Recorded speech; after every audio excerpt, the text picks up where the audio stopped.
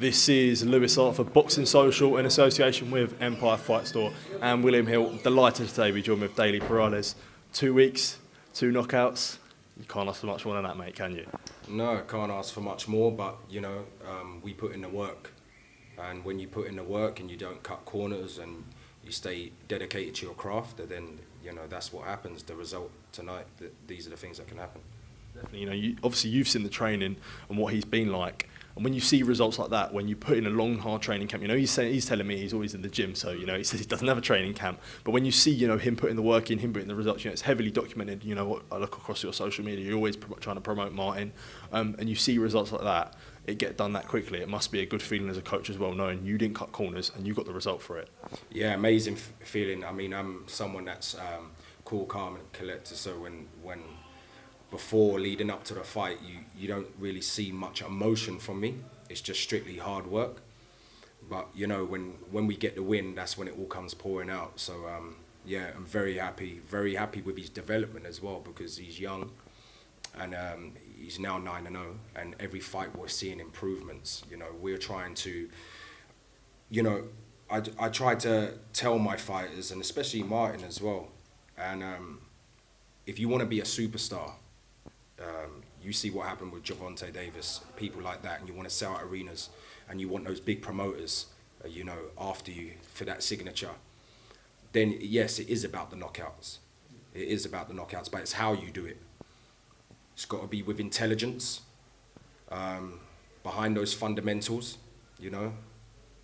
But why throw 4 or 5 punches when you can achieve the same in 2 punches? And that's what you saw tonight. That's what we've been working on. Setting things up to deliver a quick 1-2 like that ended it. Definitely. Talk to me about his development, because I see that you got a lot of faith in him, and you see him, and it's hard when, like you said, he hasn't got a promoter and this and that. I asked him there, where do you want to get next out, and he said, I haven't got a promoter. Is it important for you, to be there for his development, and then, not even inside but outside the ring as well, teach him all the things where try and get him out there as much as you possibly can? Yeah, and it's also guiding him in a way where, because I'm his manager as well, so it's guiding him in a way where, okay, the promoters will come, but it has to be the right promoter, because I know this game. Away from behind the scenes in boxing, there's a lot of people that don't have your best interest at heart. They're just out for themselves and what they can get out of you, So it's about guiding Martin and making sure if the people that are interested in him are actually going to do what they say they're going to do. If not, just don't bother coming our way. It's as simple. I'm here to protect him, develop him, and make him have the right people around him. How important is it for you, like you said there, where you look at boxing and it can be a fuck game times with people always sometimes people might not have your best interest, but he just said there that he looks at you like a family. How important is it that you sort of get the arm around his shoulder and push him in that direction?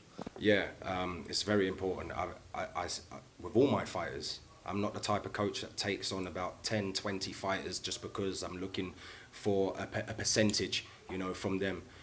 I want to win as well. I want to get to the top. I want a world champion.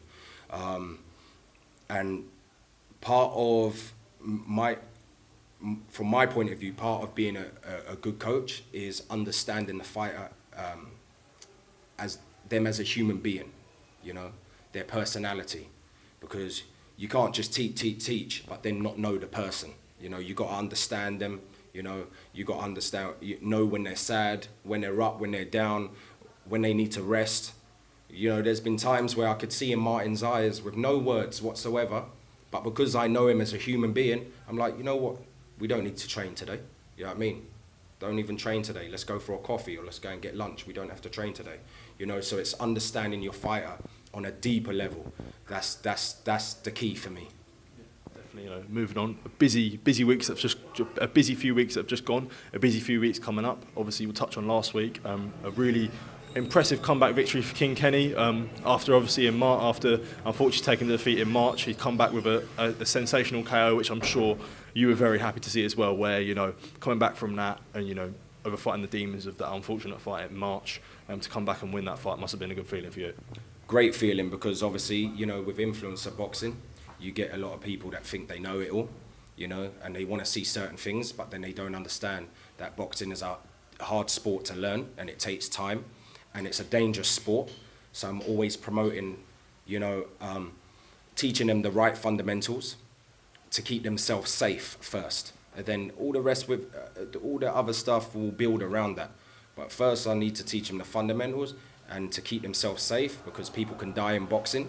And some things might suffer because of that. In Kenny's, it was his output, you know. But he had the jab, he had the fundamentals, he had the footwork, he had the defense. So now it's about letting his hands go behind all of that. So yeah, I think we silenced a lot of people in that last fight.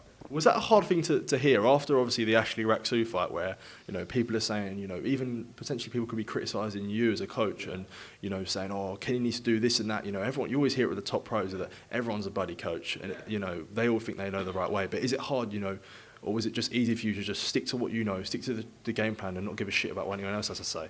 It was hard for probably about a day, but that's because, you know, the result didn't go our way. You know, so obviously as a coach, you know, I'm my worst critic. So I'm like, oh, where did we go wrong? What can we do to improve? But, you know, a lot of and what they have to understand is, when they look at me, when, you know, like Kenny or Deji, they're just looking at them as fighters. They're not looking at, oh yeah, Daley actually trains professional fighters, you know, future world champions, you know. They're just looking at them and thinking they can fight like Floyd Mayweather or, you know, Gervonta Davis, but it doesn't work like that. These are influencers that are novices that have hardly, you know, been in the gym, you know. They're still learning. You know, my brother's only been boxing for 2 years, you know what I mean? And still now, he still hasn't learned anything, you know what I mean? Well, he's learned something, but you know what I mean? He's got so much more to learn. So that's what the influencer fan base have to understand, you know. You know, you've got 2 big fights coming up with Kenny versus Whindersson Nunes, and then obviously you've got Deji versus Swarmz. A busy couple of weeks for you, but I'm sure they're sort of, when you look at these development, they're ones you're looking forward to. Yeah, of course. You know, I've been with Martin, for example, since he's an amateur. But, you know, the amateurs, they already had an amateur career, so they come with a base to work with, you know, and now it's just about nurturing them into a professional and, you know, getting them to how I want them to be. But with like someone like Kenny, for example, or Deji, like my brother, for example, he didn't know anything about boxing. He didn't know how to jab, he didn't know how to move his feet, he didn't know how to defend himself, nothing whatsoever. So yeah, it is rewarding to see them, you know, come from nothing to see how they are now. And they're doing it on a big stage as well. Yeah, I know you said only a quickie, but I've kept you for quite a while now. Last thing I just wanted to ask you about was, obviously we saw, you know, Kenny's opponent, Whindersson Nunes. KSI called him out, said that he wanted to fight him after May. Kenny took that as a bit of, you know, him trying to sabotage the tournament. Did you sort of see that and take it in that way? You know, it's just, you know, it's that world, there's always going to be this, that, and everything. So we just stick to the task. We're fighting Nunes, you know, so we just stick to the task at hand, you know. This big opportunity for Kenny. He's massive in Brazil, you know, so the whole arena was there for him, you know, so it's a good opportunity to, you know, showcase our skills against someone with a massive platform that he has. Well, just to sort of close the interview off, how does Deji v Swarmz end, and how does Kenny v Nunes end? Oh, yeah, both wins. You know what I mean? For me, it's just about, you know, what they do in the gym, staying focused, stick to a game plan, you know.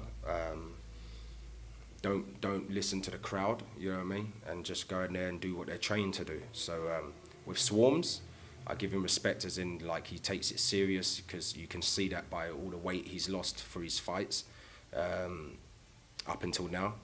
And he's probably going to look even more in good shape for Deji's fight. But if Deji listens and he's focused, then his skill level is going to be too high for Swarmz, in my opinion. I've said to Deji, if you're not fit, you're going to give Swarmz a chance. You know what I mean? So. Daley, thank you for your time, mate. Well done on the win today. I appreciate your time, mate. Thank you. Cheers.